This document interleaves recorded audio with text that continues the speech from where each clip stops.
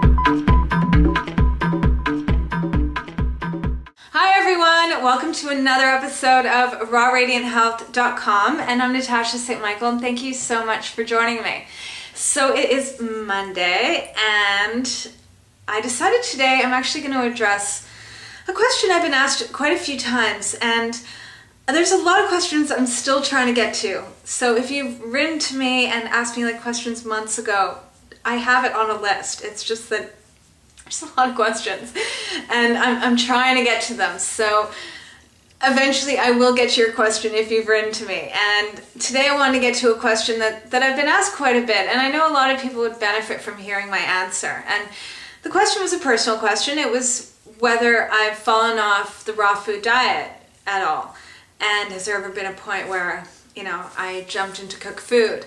So pretty much there has been a point. I've been on 100% raw food diet for, say, it's been over a year and a half. It's been almost 2 years. And my first year that I was on a raw food diet, I was 100%.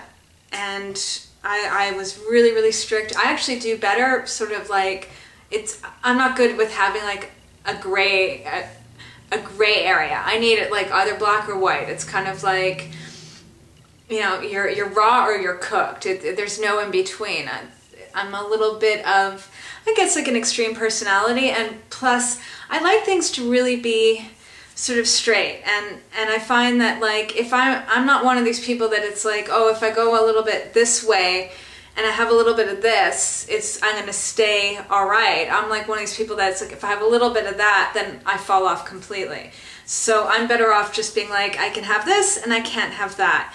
And it just makes my decisions much more easier. It makes my life easier because it's like raw, cooked, you know, and there's no in between.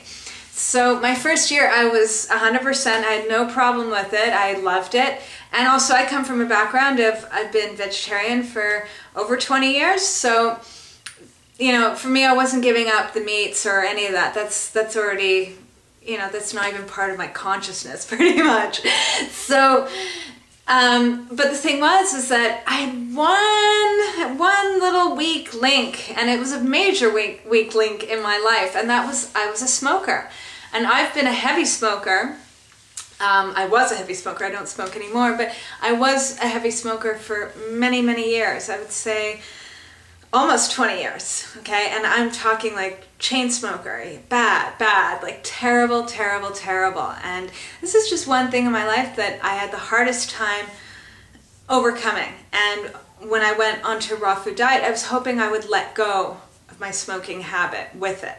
But it was something that kind of lingered, and it was something that I allowed myself to transition to the raw foods, and then I gave up the smoking. And I gave up the smoking after a year of being raw. And when I quit smoking, after the first, I'd say 2 weeks or 3 weeks even, I fell off and went into cooked food here and there. And for me it was kind of like the middle. It was like I didn't want to go back to smoking, but I was going through like some serious withdrawal symptoms from letting go of that terrible addiction, that cooked food was kind of like, it was in the middle. It was like I'm raw here, smoking there, cooked food. If I have a craving for the cigarettes, I would have cooked food. And I did that for a few months. It was on and off because, I mean, I just felt terrible just getting over that addiction. That for me, it was just kind of like, it was my saving grace, you know? It was like, I didn't want to fall back into being a nicotine addict, but I needed something to buffer it because I felt sick. My mind wasn't even working. Like, I'd say for the first 3 months, I felt like I was drunk all the time. Like I could barely like it was just, everything was just so blurry and just so out of balance that I fell into eating cooked foods, and I fell into eating like pizza and ice cream, and so I gained weight, I felt sick, and it was just one of these phases I went through, and it's something that I embraced because it was like, that's what got me through getting over that addiction that I had. So, you know, it's like there's a time for everything, but after like I guess being on and off for, say, about 2 or 3 months and gaining weight and feeling terrible, I was like, this is just not me. And I got to a point where I felt stronger in myself, and I was able to move on from falling off the wagon. And so since then, I don't eat cooked food, and I don't smoke, nothing. So that's pretty much my own journey, you know, and I find it easier just to be like, I eat raw food and that's it. Simple.